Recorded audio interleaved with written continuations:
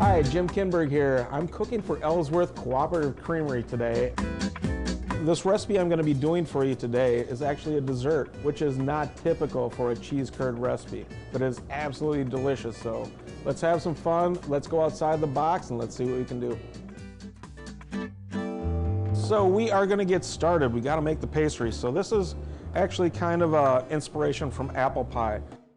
I've got some phyllo pastry in front of me. I'm just going to kind of brush each layer with a little bit of butter. And we're going to build about 5 sheets stacked on top of each other.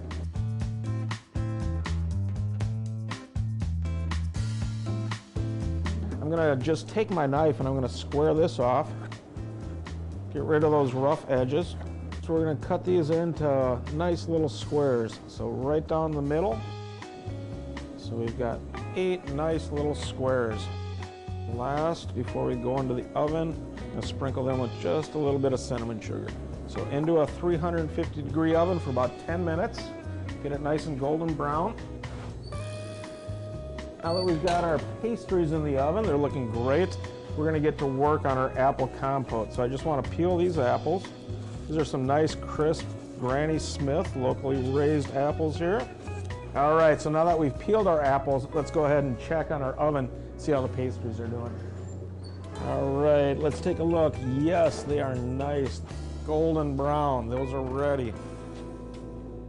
So we're going to cut these apples into approximately 1/2-inch cubes. Get those going. So we've started sauteing the apples. They're just beginning to soften up. This is the time when I like to season them. And we've got just a blend of some ground ginger, some nutmeg, some cinnamon. Now you want to hit it with just a little bit of vanilla. And then here's the magic, the hard cider. And we're going to bring that back to the heat, kind of let it simmer down, soften. And that's going to be our apple pie filling. One of the #1 questions I get, what is the best way to batter these cheese curds? So, you know, this is my simple little beer batter recipe, and it's no secret because I'm going to disclose it to you here. But it's 1.5 cups of pancake batter, your favorite pancake batter. It's about 1/2 cup of just regular all-purpose flour. We're going to crack an egg over the top of it. And then it's approximately 1 beer. If you do it right, there should just be enough for 1 sip for the chef. So we're going to save that little sip and see how we do. I'm going to take these cheese curds, and I'm just going to lightly dust them in a little bit of cornstarch. Give them a little toss. Shake all that excess off. So into the batter. We're just going to let them sit right in there, and we're going to take it over to the fryer. And that's going to be the filling for our caramel apple cheese curds.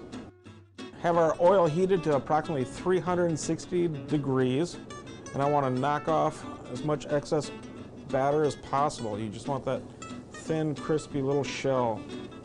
And just drop them right into the hot oil. And our cheese curds are nice and golden brown, absolutely crispy. Toss them in this bowl. So we've got a little cinnamon sugar here. Oh, they smell so good. I've got a little maple bourbon caramel, and I will include the recipe as well. So we're going to just take a little bit of that. All right. Next comes that phyllo pastry. One of those nice squares down like so. Some of that apple compote. Nice little pile on top of that crisp phyllo. And the star of the party, these Ellsworth cheese curds, dusted in the cinnamon sugar.